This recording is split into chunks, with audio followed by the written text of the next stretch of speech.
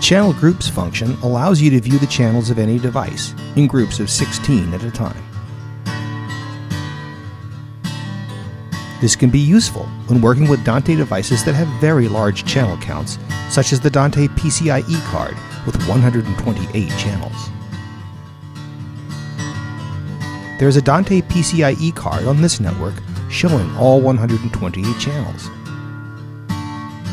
Toggle channel groups on or off using the button in the main toolbar.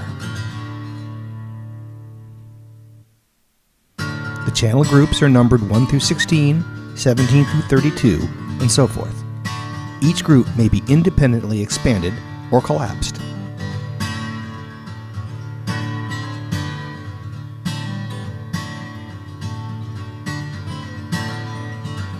Click the Channel Groups button once more to toggle the setting off. Thanks for watching this video on channel grouping in Dante Controller.